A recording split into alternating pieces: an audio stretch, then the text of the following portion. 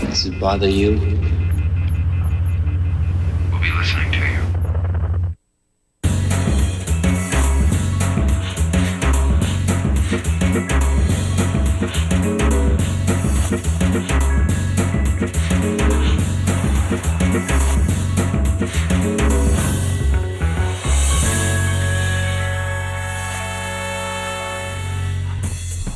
What is an essential film and why do we think they're essential? When you know it's a very important film, you may be here forever about The Searchers or She Wore a Yellow Ribbon, but unless somebody tells you this is a movie you got to see if you love movies. And why? The context, it makes it such a richer experience. Right. And also, these are all movies that you should and can and want to see again and again. Yeah, and they're again. accessible. Will you please come to the center of the room? I have to make certain that you're not armed.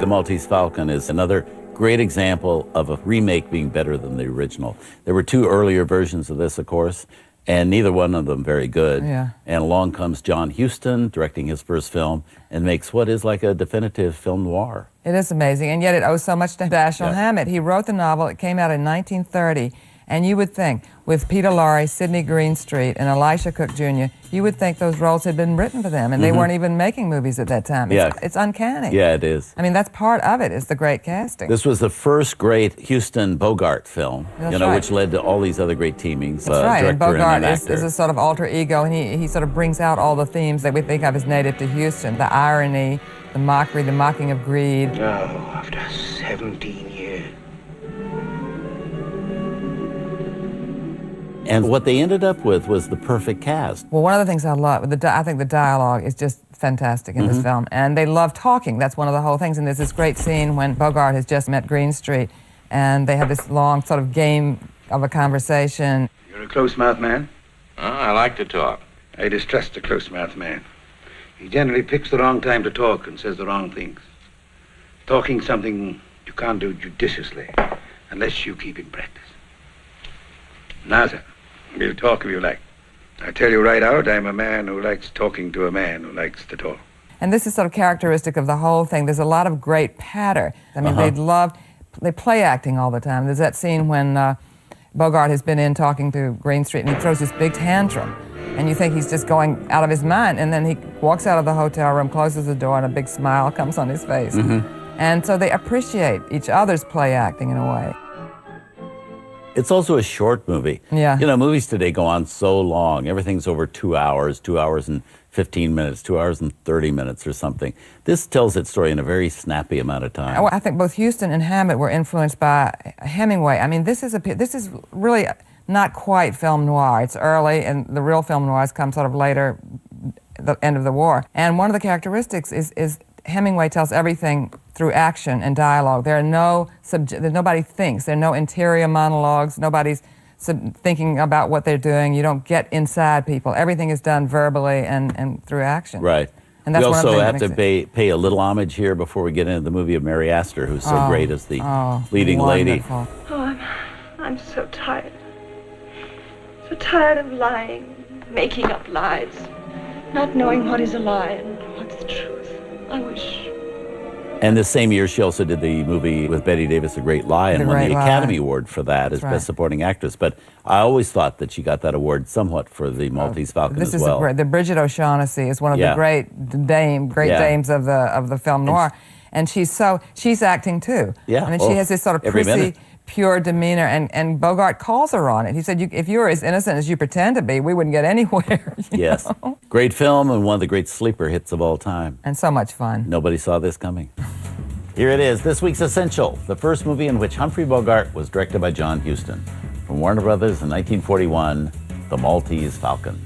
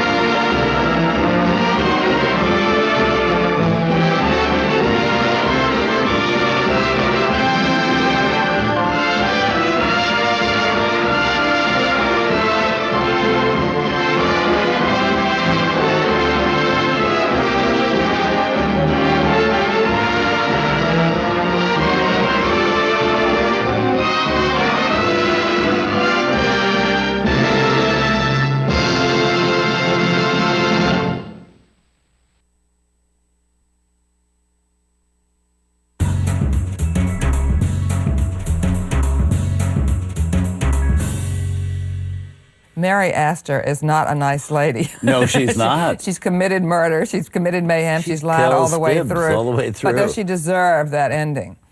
He Well, sends her up. And that's very rare. Yeah, but I think she deserves to You go do up. that? Yes, it is.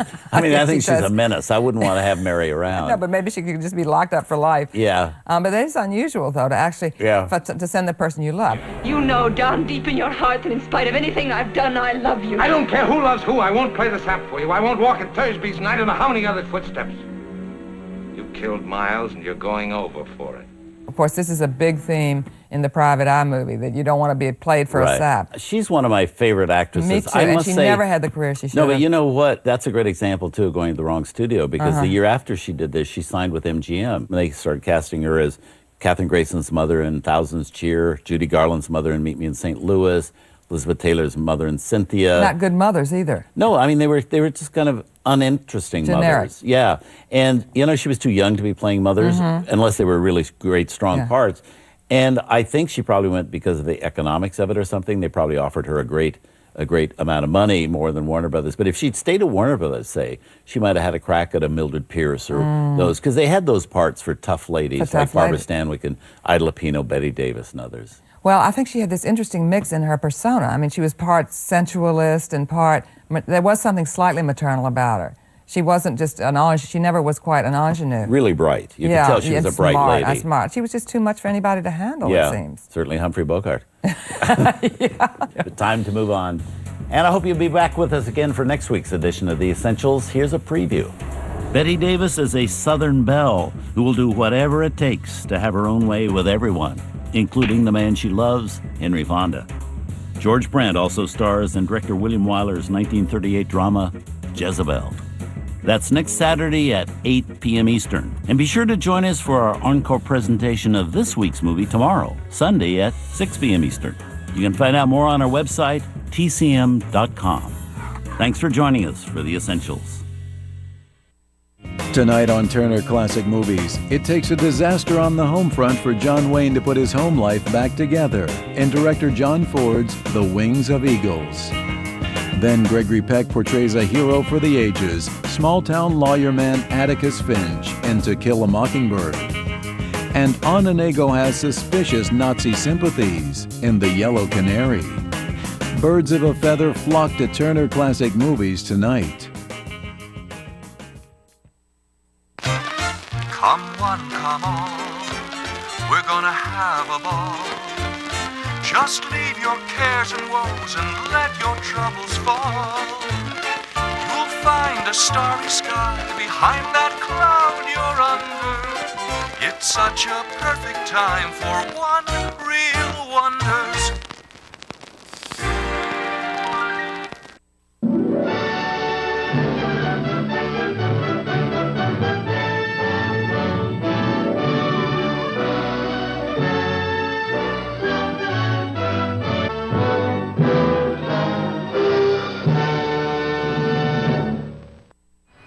I walk around this city. There's so many stories. Movies bring those stories to life. It's more than just watching.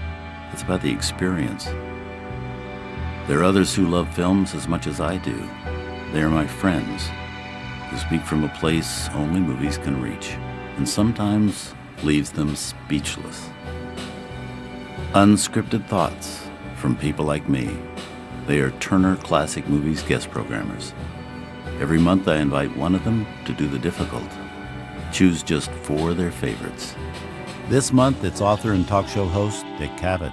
It's as good today as it was then, and believable and moving as they were way back then. Dick Cavett selects 4 films from the TCM library.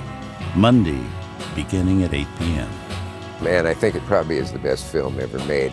Completely commercial-free on Turner Classic Movies. Whatever you want, it's out there. You just have to know where to look. Look to TCM.com for the greatest movies of all time. The largest collection of classic movies on DVD and VHS, along with gift items and merchandise from the TCM archives, and special selections each month. In July, enjoy warm summer breezes and cool sensuality with the Elizabeth Taylor sale. and save up to 40% on select titles. The sale features the Cat on a Hot Tin Roof Deluxe Edition and the Elizabeth Taylor Signature Collection, which includes fabulous films like Father of the Bride and her Oscar-winning performance in Butterfield 8. Then break up the hot days and test your classic movie knowledge with a TCM Scene It game. This interactive DVD is loaded with on-screen challenges and unforgettable clips from over 150 timeless classics like Casablanca, Gone with the Wind, and The Wizard of Oz. When you're looking for the largest collection of classic movies, you know where to find them. TCM.com. Summer. Escape into the long days. Aimless drifting. No place to be. Crowded colors riot as time stands still. Heat has its own weight, lifted by whispering blades. Sweet, dripping, licked, lips part, anticipating ripe refreshment now. As thirsty eyes drink skin. Turner Classic Movies presents Summer Under the Stars. This August, each day is dedicated to a different star. All day, all night.